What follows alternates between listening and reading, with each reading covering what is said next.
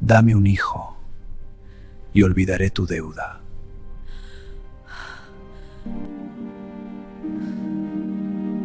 El error no fue aceptar la propuesta. El verdadero error fue que, cuando le tomó el mentón entre los dedos, ella no apartó el rostro. La sala estaba en penumbra, iluminada apenas por velas altas que lanzaban sombras largas sobre los tapices descoloridos. El barón de Valdearenas permanecía demasiado cerca, lo suficiente para que Isabel de la Fuente pudiera sentir el calor de su respiración y el peso exacto del silencio que precedía a las decisiones irreversibles. Él inclinó ligeramente la cabeza, como si evaluara una obra de arte antes de decidir su precio. Luego habló, despacio, sin elevar la voz, con una serenidad que era más cruel que cualquier grito. «Dame un hijo, y perdonaré tu deuda». No fue una amenaza, tampoco una súplica. Fue una certeza. Isabel sintió como los dedos del varón se afirmaban bajo su barbilla, obligándola a sostenerle la mirada. No había violencia explícita en el gesto, pero sí una dominación antigua, pulida por generaciones de hombres acostumbrados a poseer sin preguntar. Sus ojos oscuros buscaban los de ella, no con deseo inmediato, sino con algo más incómodo, expectativa. En esa fracción de segundo, Isabel entendió que nada de lo que había ocurrido antes, las visitas del alguacil, los papeles firmados por su padre, la ruina lenta de la hacienda, importaba tanto como ese instante. Porque lo que estaba en juego ya no era solo la tierra, ni el apellido, ni siquiera la libertad de su hermano. Era su propio cuerpo convertido en moneda. La mano del varón descendió lentamente, como si el contacto hubiera sido un exceso que ni siquiera él estaba dispuesto a admitir en plena luz. Dio un paso atrás, recuperando la distancia exacta que separa a un hombre respetable de un monstruo bien vestido. «No tienes que responder ahora», añadió, acomodándose los puños del abrigo. 3 días. Después de eso, San Cebrián dejará de pertenecerte. Y tu hermano. Bueno, los muros de la cárcel son fríos en invierno. Isabel no respondió, no porque no tuviera palabras, sino porque todas eran inútiles. El varón recorrió la sala una última vez con la mirada, como quien inspecciona algo que ya considera suyo, y salió sin despedirse. La puerta se cerró con un sonido seco, definitivo. El eco quedó suspendido en el aire, mezclado con el crepitar de las velas. Solo entonces Isabel permitió que el temblor la alcanzara. Se apoyó en la mesa central, la misma donde aún quedaban marcas de copas y cera endurecida de reuniones pasadas, cuando la casa todavía era un lugar de visitas y no de cuentas pendientes. El vestido rojo que llevaba, demasiado vivo para una mujer en desgracia, le parecía ahora una provocación absurda. Como si el mundo insistiera en recordarle que seguía siendo joven, fértil, útil. Desde el pasillo llegó una tos seca. Tomás. Su hermano apareció apoyado en el marco de la puerta, pálido, envuelto en una manta que no lograba ocultar lo frágil que se había vuelto. Sus ojos recorrieron el rostro de Isabel y se detuvieron en algo que ella no había conseguido disimular del todo. «Vino él, ¿verdad?», preguntó en voz baja. Isabel asintió. «¿Y qué quiere ahora?», insistió Tomás. Porque cuando el varón viene en persona, nunca es para buenas noticias. Ella respiró hondo antes de responder. «Quiere todo lo que nos queda, de una forma distinta». Tomás la observó unos segundos más, como si intuyera que la respuesta completa era demasiado pesada para decirse en voz alta. Bajó la mirada, apretando los labios. «No hagas nada por mí», dijo finalmente. «Nada que te destruya». Isabel cerró los ojos. Si tan solo fuera así de simple. Cuando quedó sola otra vez, se dirigió al aparador antiguo que había sobrevivido a las subastas y a las promesas rotas. Abrió el cajón inferior y sacó un pequeño relicario de plata. Estaba partido en dos. Una mitad conservaba el retrato desvaído de una mujer joven, la otra estaba vacía, como si alguien hubiera arrancado la imagen con furia a su madre. Isabel pasó el pulgar por el borde irregular de la fractura. Siempre había odiado ese objeto, sin saber por qué. Siempre había sentido que ocultaba algo que nadie le había explicado. Esa noche, por primera vez, comprendió que las historias incompletas también heredan consecuencias. Se sentó junto a la chimenea apagada. Afuera, el viento golpeaba los ventanales con insistencia. 3 días. Solo 3 días para decidir si su cuerpo sería el precio de la salvación o el comienzo de una vergüenza imposible de borrar. Lo que Isabel aún no sabía, lo que nadie sabía, era que, en el mismo momento en que el varón abandonó la casa, su mano tembló al cerrarse en puño dentro del abrigo. Porque aquella propuesta no había nacido del desprecio, sino del miedo. Y porque, al sostener el rostro de Isabel tan cerca del suyo, había sentido algo que llevaba años evitando nombrar. Si esta escena te dejó incómodo, con rabia o con preguntas, suscríbete ahora. Esta historia no va a suavizarse, va a profundizar justo donde más duele. Isabel se levantó lentamente. Miró una última vez la sala que había sido testigo del comienzo de su condena y, tal vez, de algo aún más peligroso. Porque aceptar el trato podía salvarlo todo, pero rechazarlo podría destruir mucho más que una hacienda. Y aún no había visto lo peor. La casa no volvió a respirar con normalidad después de que el varón se marchara. Isabel lo notó en los detalles más pequeños. El crujido de la madera parecía más agudo, las velas se consumían con una rapidez inquietante, y el aire, aun con las ventanas cerradas, conservaba una sensación de intrusión, como si alguien hubiera dejado una puerta abierta en el alma de la hacienda. Esa noche no durmió. Se sentó en la cama con el relicario entre las manos, observando cómo la llama de la vela hacía brillar la fractura irregular de la plata. Nunca antes lo había abierto del todo. Siempre había temido encontrar dentro algo que confirmara la sensación persistente de que su madre había sido una mujer llena de silencios peligrosos. Lo abrió. Detrás del pequeño retrato había un doble fondo, tan bien disimulado que solo alguien que supiera exactamente qué buscar lo habría descubierto. Isabel sintió como el pulso se le aceleraba. Con la uña, levantó el terciopelo gastado y encontró un papel doblado en 4, amarillento, con bordes frágiles. Una carta. La letra era firme, elegante, escrita por una mano que no temía ocupar espacio. No era la caligrafía de su padre. Isabel la conocía lo suficiente como para saberlo de inmediato. Leyó la primera línea, y tuvo que sentarse. El nombre que encabezaba la carta no debería existir en su historia. Rodrigo de Valdearenas. El varón. Las palabras se le mezclaron frente a los ojos mientras leía. No era una carta de amor convencional, ni una despedida melodramática. Era una confesión escrita con contención, como si quien la hubiera redactado hubiera decidido decir la verdad solo una vez, y después enterrarla para siempre.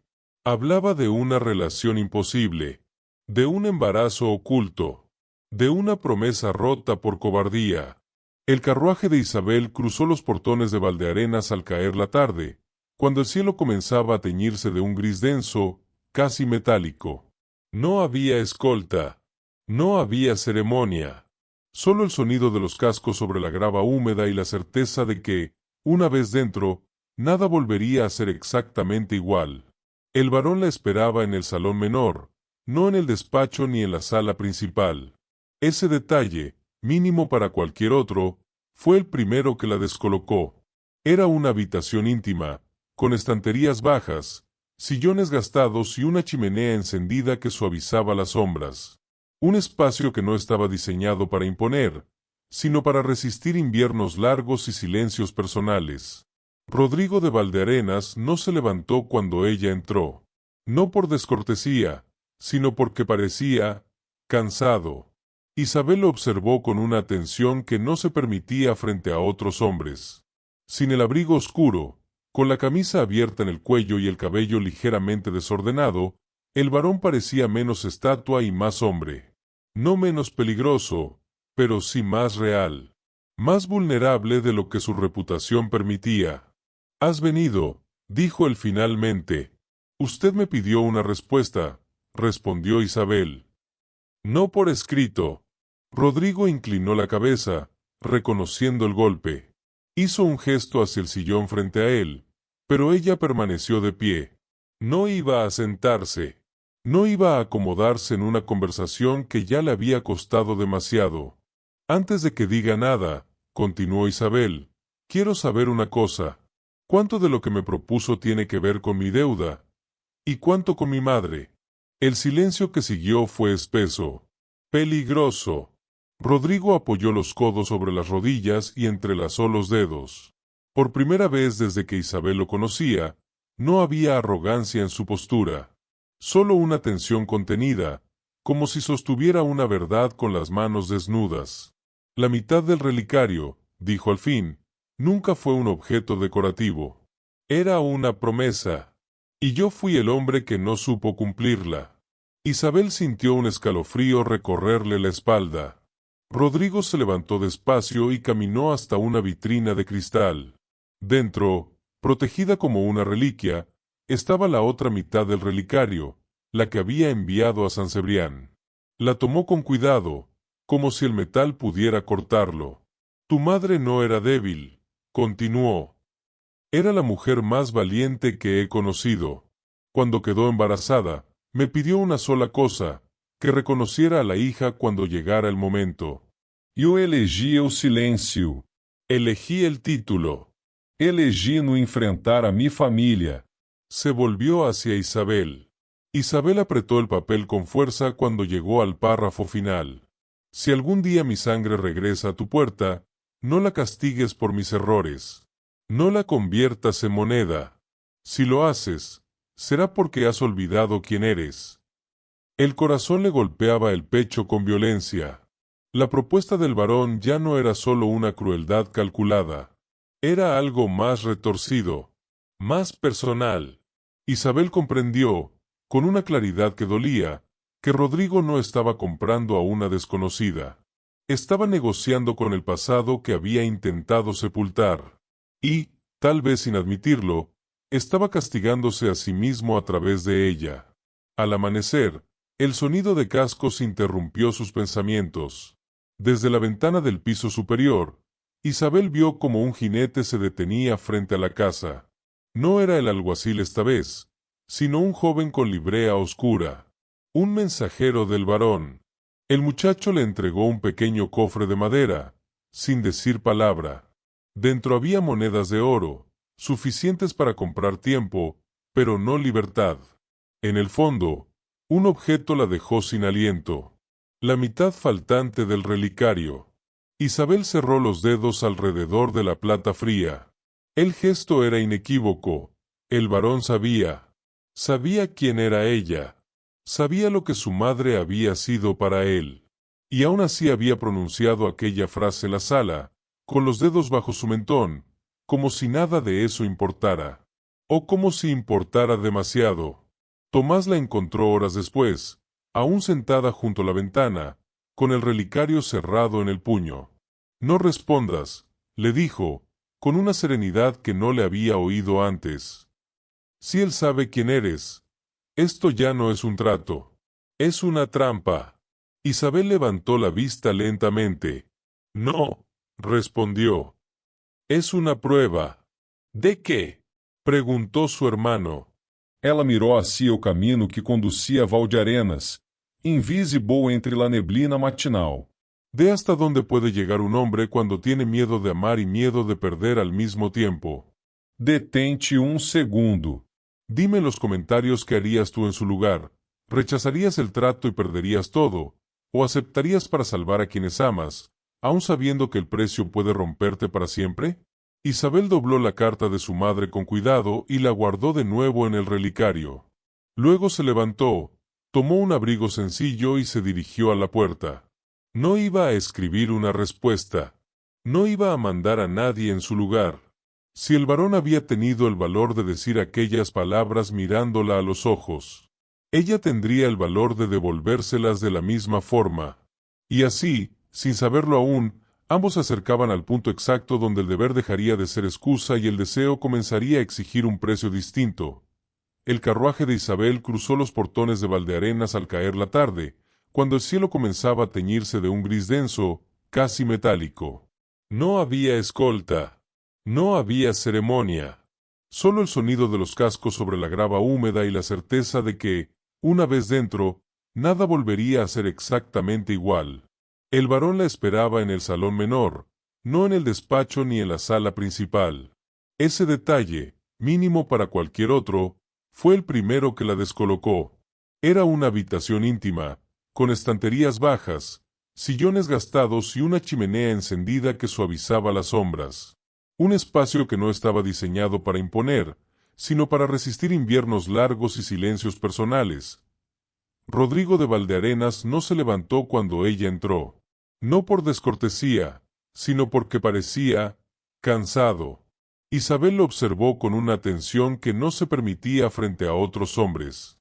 Sin el abrigo oscuro, con la camisa abierta en el cuello y el cabello ligeramente desordenado, el varón parecía menos estatua y más hombre.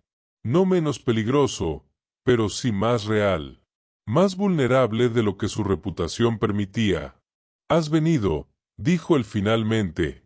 «Usted me pidió una respuesta», respondió Isabel. «No por escrito». Rodrigo inclinó la cabeza, reconociendo el golpe. Hizo un gesto hacia el sillón frente a él, pero ella permaneció de pie. No iba a sentarse. No iba a acomodarse en una conversación que ya le había costado demasiado. «Antes de que diga nada», continuó Isabel, «quiero saber una cosa. ¿Cuánto de lo que me propuso tiene que ver con mi deuda? ¿Y cuánto con mi madre?» El silencio que siguió fue espeso. «Peligroso». Rodrigo apoyó los codos sobre las rodillas y entrelazó los dedos. Por primera vez desde que Isabel lo conocía, no había arrogancia en su postura. Solo una tensión contenida, como si sostuviera una verdad con las manos desnudas. «La mitad del relicario», dijo al fin, «nunca fue un objeto decorativo. Era una promesa.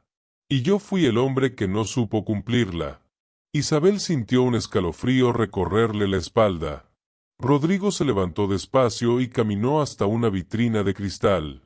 Dentro, protegida como una reliquia, estaba la otra mitad del relicario, la que había enviado a San Cebrián.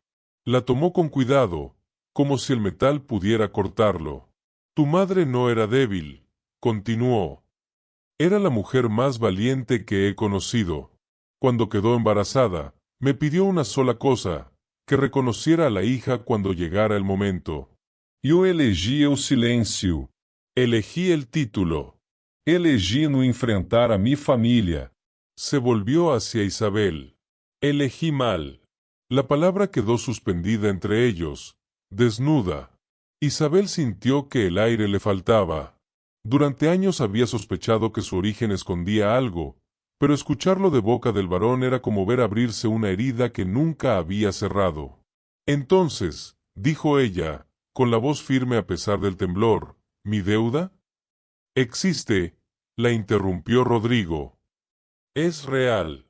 Tus tierras, los papeles, todo eso no es una ficción. Pero mi propuesta», cerró el puño alrededor del relicario, «no nació solo del poder. Nació del miedo». Se acercó un paso.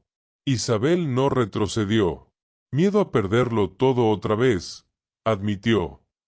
«Miedo a que mi apellido termine en manos de hombres peores que yo. Y miedo», tragó saliva, «a reconocer que te miré aquella noche y vi a Lucía». No como recuerdo. Como consecuencia. Isabel sintió una mezcla imposible de repulsión y compasión. El varón no era solo su acreedor. Era parte de su historia, de una forma torcida y cruel. «¿Y cree que eso justifica lo que me pidió?», preguntó ella. «¿Que me tome del mentón y me reduzca a una solución biológica?» Rodrigo bajó la mirada. «No», respondió. «Lo explica. No lo justifica». Por primera vez, Isabel vio algo quebrarse en él. No una disculpa completa, no una redención, pero sí una grieta. Un espacio por donde entraba algo que no era control ni cálculo. «No voy a rogarte», añadió él. «No te pediré perdón de rodillas, porque sería teatro. Solo te diré la verdad. Si aceptas, no serás una mercancía. Y si rechazas, perderás más de lo que imaginas». «¿Y usted?», preguntó Isabel. ¿Qué pierdes si digo que no? Rodrigo la miró fijamente. A ti, dijo. Y eso es algo que no estaba dispuesto a admitir. Hasta ahora. Muy pocos conocen lo que realmente se oculta detrás de este tipo de acuerdos. Suscríbete, porque aquí no contamos la versión cómoda, sino la que revela lo que los poderosos prefieren enterrar. El fuego crepitó con más fuerza en la chimenea. Afuera, el viento golpeó los ventanales como un recordatorio del mundo que seguía girando sin esperar decisiones humanas. Isabel respiró hondo. No voy a responder hoy, dijo finalmente. Pero si acepto, será bajo mis condiciones. Y si rechazo, no me iré en silencio. Rodrigo asintió lentamente. Siempre fuiste así, murmuró, casi para sí mismo. Incluso antes de saberlo. Isabel se dio la vuelta y caminó hacia la puerta. Esta vez, cuando salió del salón, no sintió que escapaba. Sintió que había entrado en algo mucho más peligroso que la ruina. Había entrado en la verdad. La noche cayó sobre Valdearenas con una lentitud cruel, como si el castillo mismo quisiera prolongar la espera. Isabel fue conducida a una habitación que no era de invitados ni de servidumbre. Era un cuarto intermedio, preparado con esmero contenido, demasiado cuidado para ser casual, demasiado impersonal para ser hospitalidad. El fuego ardía abajo en la chimenea. La cama permanecía intacta. Isabel se quedó de pie varios minutos, con el abrigo aún puesto, escuchando los sonidos lejanos del castillo, pasos amortiguados, puertas que se cerraban, el viento golpeando los muros exteriores. Todo seguía su curso normal, y sin embargo, nada lo era. Había aceptado quedarse esa noche, no como respuesta, no como concesión, sino como desafío. Sabía que el varón no dormiría tranquilo sabiendo que ella estaba allí, tan cerca, sin haber dicho sí ni no. Y esa certeza le daba una extraña calma. Por primera vez desde que comenzó aquella pesadilla, no era la única atrapada en la espera. Rodrigo tampoco durmió, permaneció en su despacho, con una copa de vino intacta frente a él y la mitad del relicario apoyada sobre los papeles que había firmado durante el día. La miraba sin verla, atrapado en recuerdos que creía haber enterrado. La imagen de Lucía caminando por esos mismos pasillos, joven, orgullosa, negándose a inclinar la cabeza incluso cuando él tenía el poder de exigirlo todo. Isabel caminó hacia la ventana. Desde allí se veía el jardín interior, oscuro, silencioso. Pensó en su hermano, en San Cebrián, en la carta escondida, en la herencia que no había pedido. Y, sin quererlo, pensó en la mano del varón bajo su mentón. No el gesto, sino lo que había detrás. El miedo de un hombre acostumbrado a mandar, enfrentado por primera vez a la posibilidad de perder algo que aún no había tenido derecho a desear. Un golpe suave en la puerta la sacó de sus pensamientos. No era un criado. Rodrigo entró sin el abrigo, sin títulos visibles, con el rostro cansado de quien ha pasado demasiados años sosteniendo una máscara. Se detuvo a una distancia prudente, respetuosa, como si cruzar un paso más fuera una transgresión que no se permitiría. No he venido a insistir, dijo. Solo a aclarar algo que no dije antes. Isabel no respondió. No se sentó. No lo invitó a hablar. Lo dejó continuar porque sabía que, si se detenía, no volvería a intentarlo. Aquella noche en tu casa, continuó, cuando te toqué el mentón, no fue poder lo que sentí primero. Isabel levantó la vista lentamente. Fue miedo, admitió. Miedo a desear algo que no podía controlar. Miedo a parecer débil frente a ti. Y miedo a que me miraras como Lucía me miró cuando entendió que yo no iba a luchar por ella. El silencio se volvió denso, casi insoportable. No espero que eso cambie nada, añadió Rodrigo. Solo necesitaba que lo supieras. Porque si aceptas, no quiero que lo hagas creyendo que estoy hecho solo de crueldad. Isabel lo observó durante un largo momento. Luego habló, con una voz tan baja que casi se confundía con el crepitar del fuego. El problema no es que usted tenga miedo, varón. El problema es que quiere usar mi cuerpo para no enfrentarlo. Rodrigo cerró los ojos un instante. Asintió. Lo sé. Ella dio un paso hacia él. Uno solo. Lo suficiente para que la distancia se volviera peligrosa. Y aún así, continuó Isabel, aquí estoy. No hubo beso. No hubo promesa. Solo dos personas de pie, demasiado cerca, respirando el mismo aire, conscientes de que algo irreparable estaba tomando forma sin haber sido nombrado. Rodrigo dio un paso atrás. Mañana al amanecer partirás si lo deseas, dijo. Nadie te detendrá. ¿Y si no me voy?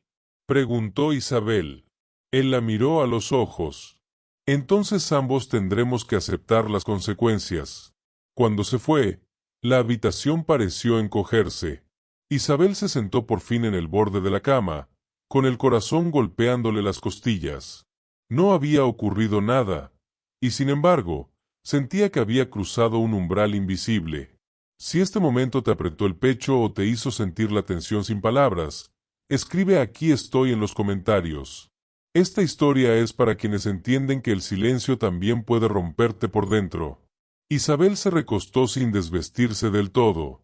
Afuera, el viento volvió a golpear las ventanas. Cerró los ojos sabiendo que, al amanecer, su vida ya no sería la misma, dijera lo que dijera. Porque había noches que no debían existir. Y, aún así, cambiaban todo. El amanecer llegó sin suavidad. No hubo luz dorada ni promesa de redención. El cielo sobre Valdearenas amaneció bajo, cubierto de nubes densas que parecían aplastar el castillo contra la tierra. Isabel despertó con el corazón acelerado, como si hubiera pasado la noche entera corriendo sin moverse del lugar. Durante un segundo, pensó en levantarse, vestirse y marcharse sin mirar atrás. Pero no lo hizo. Se quedó sentada en la cama, con las manos apoyadas sobre el vestido arrugado, respirando hondo, escuchando el castillo cobrar vida lentamente. Pasos lejanos. El murmullo de criados. El metal de una puerta abriéndose en algún lugar profundo. El mundo seguía. Su tiempo, no. Cuando salió al pasillo, el varón ya la esperaba. No en el salón. No en el despacho. La esperaba en la capilla privada. Era un espacio pequeño, austero, con bancos de madera oscura y un altar sin ornamentos excesivos. Un lugar donde los hombres poderosos fingían humildad frente a un Dios al que solo acudían cuando ya no podían controlar nada más. Rodrigo estaba de pie, de espaldas a ella, con las manos apoyadas en el respaldo del primer banco. No llevaba abrigo. No llevaba armas visibles. Solo esa rigidez en los hombros de quien ha pasado la noche entera preparándose para perder algo. Si cruzas esa puerta, dijo sin girarse, no habrá marcha atrás. No para ti. No para mí. Isabel se detuvo en el umbral. Nunca la hubo, respondió. Rodrigo se volvió entonces. Sus ojos estaban enrojecidos, no por llanto evidente, sino por una vigilia larga, cargada de pensamientos que no daban tregua. En su mano sostenía un documento doblado, sellado pero aún sin firma. Aquí están los términos revisados, dijo. Tu hermano quedará libre hoy mismo. San Cebriano será embargada. Nadie sabrá nada. Y si en algún momento decides detener esto, lo haré, sin represalias. Isabel caminó hasta él. Tomó el papel, pero no lo abrió. No estoy aquí por los términos, dijo. Estoy aquí porque quiero saber algo antes. Rodrigo levantó la vista. Jimmy, si esto ocurre, tragó saliva, ¿me mirarás como una mujer o como una deuda saldada? La pregunta lo golpeó más fuerte que cualquier acusación. Rodrigo tardó en responder. Cuando lo hizo, su voz ya no tenía el tono del varón, sino el del hombre que había evitado demasiadas verdades durante demasiados años. Si alguna vez dejo de verte como mujer, dijo, quiero que te vayas. Sin explicaciones. Sin permiso. Isabel asintió lentamente. No hubo palabras solemnes. No hubo juramentos. Solo un entendimiento silencioso, pesado, definitivo. El resto ocurrió sin testigos. No fue una escena de pasión desbordada ni de frialdad mecánica. Fue torpe, cargada de tensión, de manos que dudaban antes de tocar, de respiraciones que se desacomodaban, de silencios más elocuentes que cualquier gemido. Isabel sintió el peso de la decisión en cada gesto, en cada instante en que pudo haberse detenido, y no lo hizo. Rodrigo, por su parte, descubrió algo que no había previsto, que no podía separar el acto del rostro de ella, de su voz, de la forma en que apretaba los labios para no mostrar vulnerabilidad. Y eso lo desarmó más que cualquier lágrima. Cuando todo terminó, no se separaron de inmediato. No por ternura, sino por la certeza incómoda de que algo irrevocable acababa de nacer. Isabel fue la primera en levantarse. Ajustó su vestido con manos firmes, como si ese gesto pudiera devolverle una parte del control que había entregado. No me arrepiento, dijo. Pero tampoco lo llamaré sacrificio noble. Hice lo que tenía que hacer. Rodrigo asintió. Yo también. No intentó tocarla de nuevo. No la detuvo cuando se dirigió a la puerta. Solo habló una vez más, con una voz baja, casi rota. Sea cual sea el resultado, no te usaré para esconderme de mí mismo otra vez. Isabel se detuvo un segundo, sin girarse. Espero que sea cierto, respondió. Porque lo que acaba de pasar, no admite mentiras. Nada de esto es casual. Comenta no era lo que parecía y suscríbete, porque lo que viene rompe definitivamente todo lo que creías entender de esta historia. Isabel abandonó la capilla con el paso firme de quien ya no puede fingir ignorancia. Mientras cruzaba los pasillos, sintió una presión nueva en el pecho. No culpa, no vergüenza, miedo, porque el trato estaba hecho. Pero las consecuencias apenas comenzaban. Y ninguno de los dos estaba preparado para lo que ese amanecer había puesto en marcha. El carruaje partió de Valdearenas antes del mediodía, llevando a Isabel de regreso a San Cebrián por caminos ainda húmedos de niebla. No hubo despedidas visibles desde las ventanas del castillo. Ningún gesto público. Ninguna señal de que algo extraordinario hubiera ocurrido entre aquellas paredes de piedra. Para el mundo, la visita había sido una negociación más entre acreedor y deudora. Pero el mundo no habitaba dentro de los cuerpos. Isabel sintió el peso de lo ocurrido no como un recuerdo, sino como una presencia constante. Cada sacudida del carruaje parecía recordarle que el trato no había terminado al cruzar el portón. Seguía activo, invisible, suspendido dentro de ella como una pregunta sin respuesta. En San Cebrián, la vida continuó con una normalidad casi ofensiva. Los trabajadores regresaron a los campos. El alguacil no volvió. Las deudas dejaron de mencionarse en voz alta. Tomás recuperó color en el rostro y una ligereza en los movimientos que Isabel no veía desde hacía meses. Nadie preguntó cómo se había logrado el milagro. En los pueblos pequeños, los favores poderosos siempre eran mejor aceptados sin explicación. Isabel retomó sus rutinas con una disciplina férrea. Supervisó cosechas, revisó cuentas, organizó reparaciones urgentes en los graneros. Se obligó a permanecer ocupada. A no pensar en Valdearenas. A no recordar el silencio posterior al acto, ni la forma en que el varón había evitado mirarla directamente al final, como si hacerlo hubiera sido demasiado peligroso. Las semanas pasaron. El cuerpo fue el primero en saberlo. Las noches se hicieron largas. Eu sueno, irregular. Los recuerdos de Lucía regresaron con fuerza renovada, ya no como reproche, sino como advertencia. Él había jurado no repetir la cobardía, y, sin embargo, había vuelto a esconderse detrás de contratos y condiciones. Isabel, por su parte, vivía una transformación silenciosa. La gestación avanzaba y con ella una conciencia nueva, profunda. No solo estaba creando vida, estaba sosteniendo una decisión que no admitía arrepentimiento tardío. No había espacio para romanticismos ni idealizaciones. Solo responsabilidad. No escribió al varón. No lo buscó. No pidió nada más. Y ese silencio fue lo que más lo desarmó.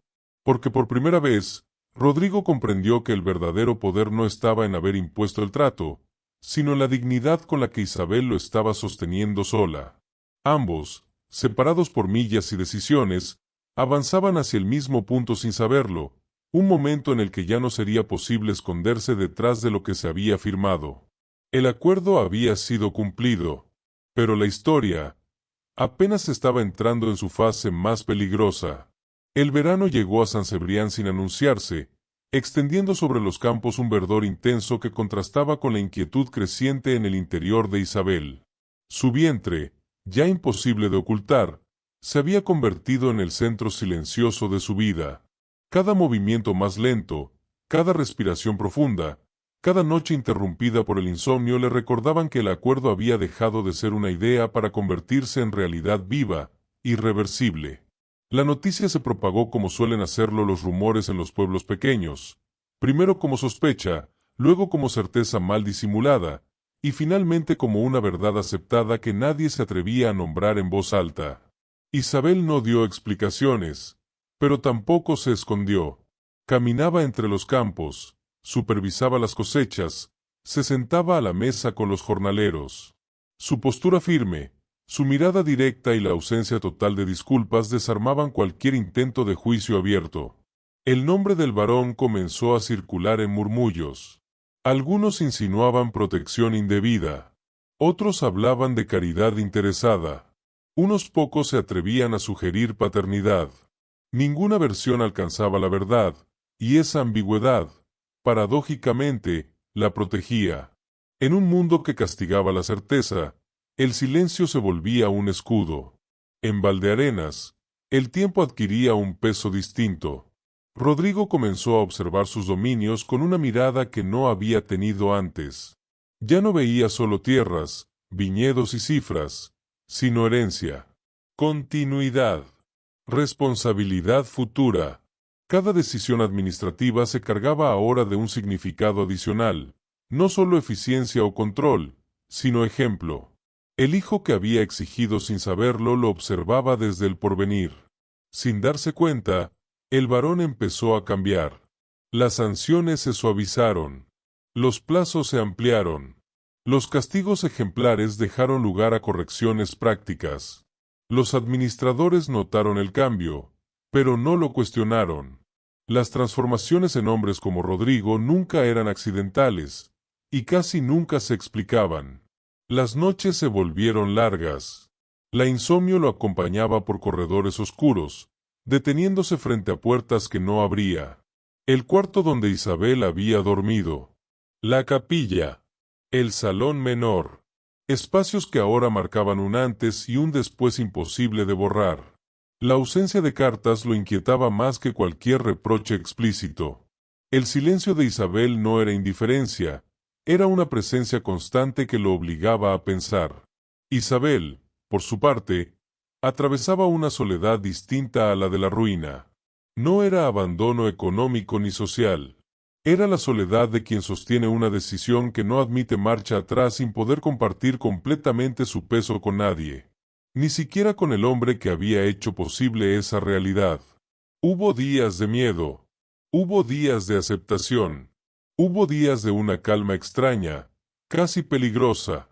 Preparó el cuarto del niño sin ayuda. Eligió telas resistentes, muebles simples, sin adornos innecesarios. Ordenó reforzar ventanas, revisar techos, asegurar provisiones para el invierno. Cada gesto era práctico, pero cargado de significado, no dependía ya de promesas, sino de previsión. El reencuentro se volvió inevitable cuando el cuerpo empezó a exigir cuidados que San Cebrián no podía ofrecer plenamente. En el 7º mes, el médico recomendó reposo y atención especializada. Isabel resistió cuanto pudo, pero terminó aceptando con la misma racionalidad con la que había aceptado el trato meses atrás. Valdearenas tenía médicos, abrigo y recursos que no podía ignorar. El viaje fue silencioso. Al cruzar nuevamente los portones del castillo, Isabel sintió una familiaridad melancólica. No miedo. No rabia. Solo la certeza de que algunos lugares nos marcan sin pedir permiso, y que volver a ellos nunca es un acto neutro. Rodrigo supo de su llegada antes de verla.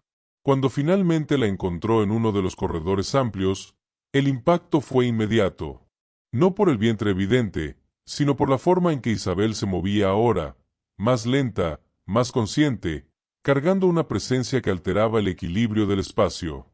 Por primera vez, el varón comprendió plenamente lo que había hecho, no como concepto moral, sino como realidad concreta. No la tocó, no intentó explicarse, no buscó palabras. Durante días convivieron bajo el mismo techo sin encontrarse realmente. Compartían espacios, horarios, comidas formales, pero mantenían una distancia medida, casi ritual. Ambos sabían que cualquier frase mal colocada podía romper algo demasiado frágil para ser nombrado. Ese silencio no era vacío. Era denso, expectante. Preparaba algo. El castillo parecía contener la respiración junto con ellos, porque bajo esa convivencia contenida crecía una verdad imposible de negar. El acuerdo había sido solo el comienzo. Lo que estaba por venir exigiría una elección que ningún contrato podía anticipar. Y el tiempo, implacable, avanzaba hacia el momento final sin pedir permiso. Con el paso de los meses, Valdearenas dejó de ser un castillo gobernado por el silencio y se convirtió en un lugar donde las decisiones tenían rostro. Isabel no reclamó títulos ni privilegios inmediatos. No necesitaba símbolos para afirmar su lugar. Su autoridad se estableció de forma más sutil y, por eso mismo, más profunda. Los administradores comenzaron a acudir a ella cuando los problemas no encajaban en los libros de cuentas. Los criados la observaban con una mezcla de respeto y alivio.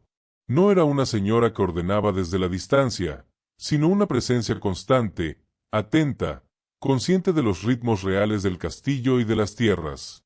Isabel entendía algo que Rodrigo había aprendido demasiado tarde, que gobernar no era imponer, sino sostener. El varón, por su parte, atravesaba un proceso silencioso de ajuste interior. El poder que antes ejercía como reflejo automático ahora pasaba por el filtro de la reflexión. Cada orden no dada, cada castigo evitado, cada decisión revisada era una forma de pagar una deuda que no figuraba en ningún contrato. La deuda con ella, la deuda con su pasado, la deuda con el hijo que crecería observando. En los salones nobles comenzó a circular una versión suavizada de la historia. Se hablaba de un acuerdo honorable, de protección mutua, de un heredero llegado en circunstancias discretas. Nadie mencionaba el precio real. Nadie hablaba de la frase original. Y, sin embargo, todos percibían que algo en Valdearenas había cambiado de forma irreversible. Isabel nunca permitió que la historia fuera reescrita del todo. Conservó el relicario unido, pero no lo ocultó. No como desafío, sino como recordatorio. Para ella misma, sobre todo, de que la verdad no necesitaba ser gritada para existir. Bastaba con no negarla. Hubo noches en que Rodrigo despertaba sobresaltado, perseguido por la memoria de aquella primera escena en la sala de San Cebrián. El gesto, las palabras, la certeza de haber cruzado una línea. Isabel lo sabía sin que él tuviera que decirlo, y en lugar de reproches tardíos, ofrecía algo más difícil, presencia sin absolución automática. Porque el perdón, cuando llega demasiado rápido, se parece demasiado al olvido. Y olvidar no era una opción. Lo que permanece. Pasaron los años. El niño creció entre los muros de Valdearenas sin conocer la frase que había marcado su origen. Aprendió a caminar por los jardines, a observar a su madre con admiración tranquila y a mirar a su padre no como una figura lejana, sino como un hombre que escuchaba más de lo que hablaba. Isabel nunca ocultó la complejidad de la vida. No idealizó el pasado ni disfrazó las decisiones difíciles. Le enseñó que el mundo no siempre es justo, pero que la dignidad consiste en no reproducir la injusticia cuando uno tiene poder para hacerlo. Rodrigo, al observarlos juntos, comprendió algo que ninguna herencia ni ningún título le había enseñado antes, que la autoridad verdadera no nace del miedo, sino de la responsabilidad asumida sin excusas. La frase que había iniciado todo fue desapareciendo de la memoria colectiva. Ya no se repetía en susurros ni en rumores. Había perdido fuerza porque había perdido sentido. No definía la historia. No la explicaba. Solo marcaba su punto más oscuro. A veces, en noches silenciosas, Rodrigo pensaba en lo cerca que había estado de perderlo todo sin darse cuenta. No por un error administrativo, ni por una traición externa, sino por haber creído que todo podía negociarse.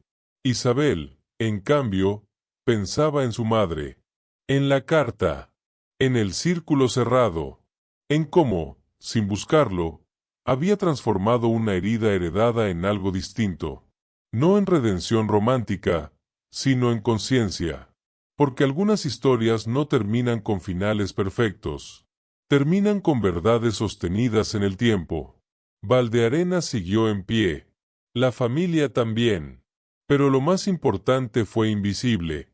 La deuda ya no existía. Ni en papeles. Ni en cuerpos. Ni en silencios. Había sido reemplazada por algo más difícil y más valioso.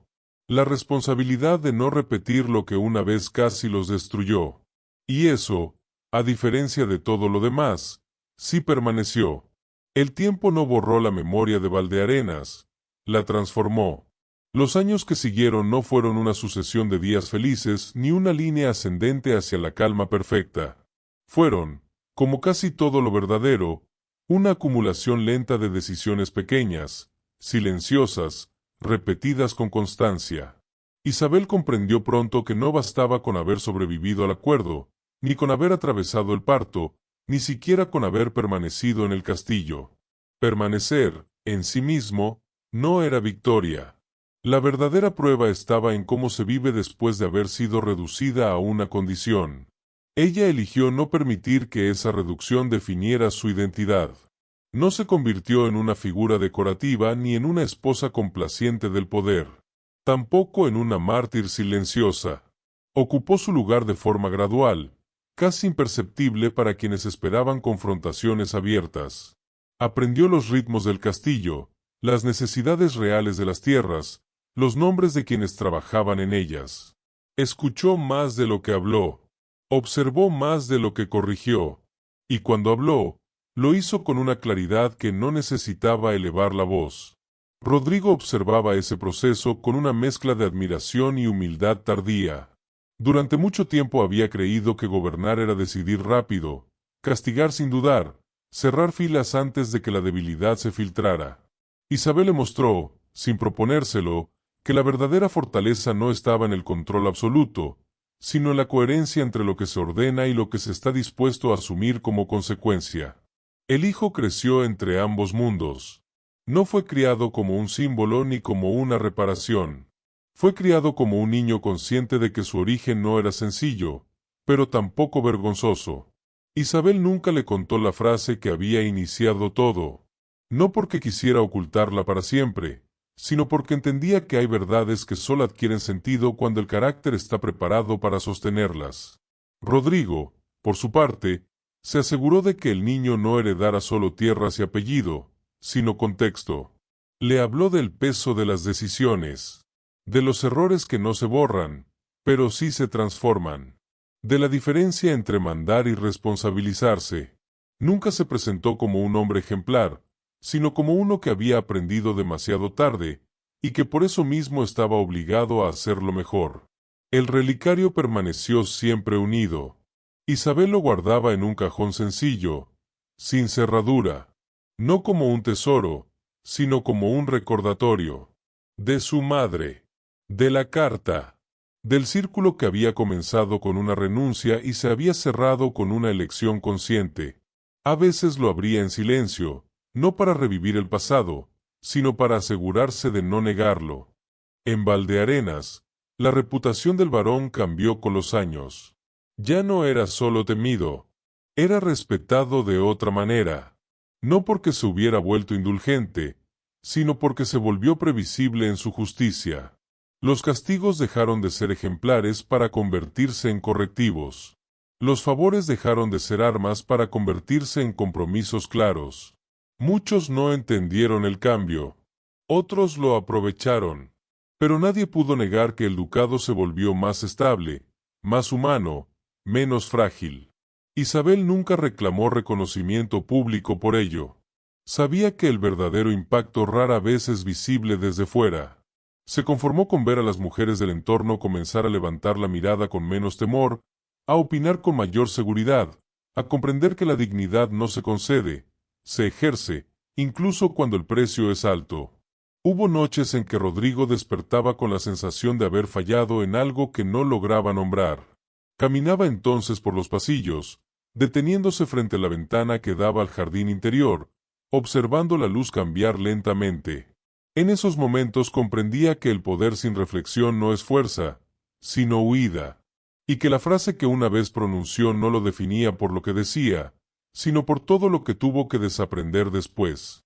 Isabel, en esas mismas noches, pensaba en el camino recorrido, en la joven que había sostenido la mirada del varón en una sala mal iluminada, en la mujer que había aceptado un trato sin romanticismo, en la madre que había sobrevivido para criar a su hijo con conciencia y verdad.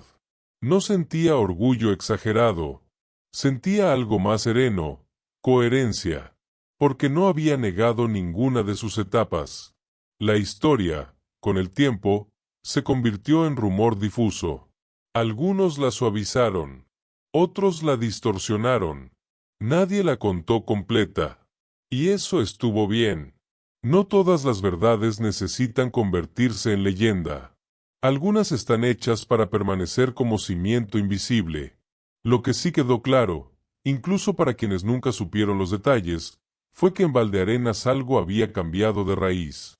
No por una revolución abierta, ni por un gesto grandilocuente, sino por una acumulación constante de elecciones correctas después de una profundamente equivocada. La deuda desapareció. No solo de los registros, no solo de los contratos, también de los cuerpos y de las miradas. Fue reemplazada por responsabilidad, por memoria, por una ética que no necesitaba proclamarse para existir. Isabel y Rodrigo no construyeron una historia perfecta. Construyeron algo más difícil y más duradero, una historia consciente de sus sombras. Y así, cuando alguien, muchos años después, intentó repetir aquella frase como si fuera ingeniosa o provocadora, no produjo el efecto esperado. Ya no tenía poder. Ya no explicaba nada. Porque al final, no fue un hijo lo que pagó la deuda. Fue la renuncia a la mentira. Fue la aceptación del error. Fue la decisión de no volver a usar a otro ser humano como medio para un fin. Eso fue lo que permaneció. Y eso, precisamente eso, fue lo que cambió todo. Con el paso del tiempo, Isabel comprendió que las heridas más profundas no siempre dejan cicatrices visibles. Algunas se manifiestan en la forma en que uno camina por los mismos pasillos sin sentir miedo, en la manera en que se responde cuando el pasado intenta reclamar autoridad, o en el silencio que ya no pesa, porque ha sido entendido y aceptado. Valdearenas se convirtió, lentamente, en un lugar distinto sin necesidad de anunciarlo. No hubo reformas grandiosas ni gestos teatrales.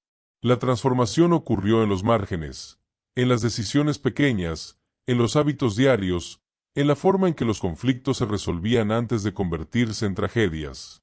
Isabel no impuso un nuevo orden, permitió que uno más justo emergiera. La maternidad no la volvió más blanda, como muchos esperaban. La volvió más precisa, más consciente del alcance de cada palabra, de cada omisión. Crió a su hijo enseñándole a observar antes de actuar, a escuchar antes de juzgar, a reconocer el privilegio no como mérito personal, sino como responsabilidad heredada. Nunca lo educó para temer el poder, pero sí para desconfiar de él cuando no estaba acompañado de reflexión. Rodrigo, observando ese proceso, enfrentó una verdad que durante décadas había evitado, que su mayor error no fue haber pronunciado aquella frase, sino haber creído, durante tanto tiempo, que el poder lo protegía de las consecuencias morales de sus actos.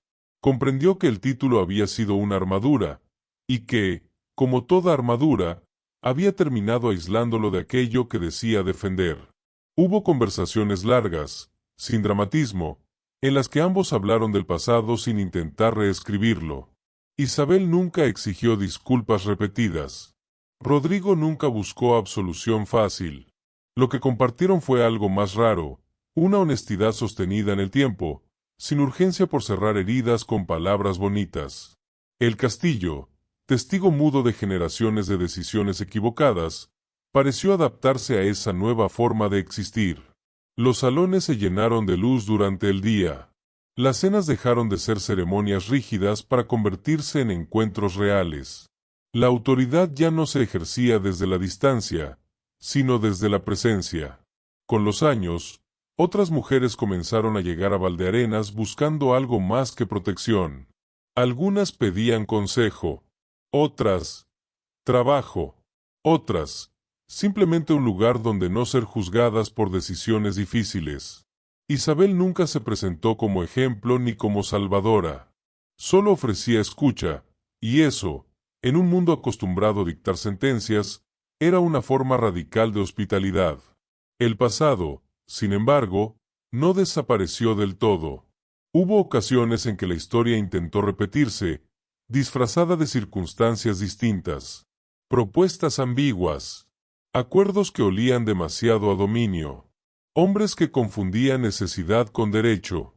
En esos momentos, Isabel recordaba con claridad la sensación de aquella mano bajo su mentón, no con rabia, sino con lucidez. Y esa memoria le permitía reconocer el peligro antes de que se normalizara. Rodrigo también aprendió a detectar esos ecos. Y, a diferencia de antes, no los ignoró.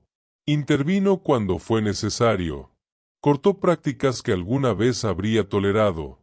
Comprendió que su mayor contribución ya no era ejercer poder, sino impedir que otros lo usaran como él lo había hecho. El hijo creció escuchando historias fragmentadas. Nunca la versión completa, nunca la mentira cómoda. Isabel y Rodrigo acordaron algo sin necesidad de firmarlo. La verdad no sería una carga prematura, pero tampoco un secreto vergonzoso. Llegaría cuando fuera capaz de comprenderla sin destruirse con ella. Y cuando ese día llegó, no hubo reproches.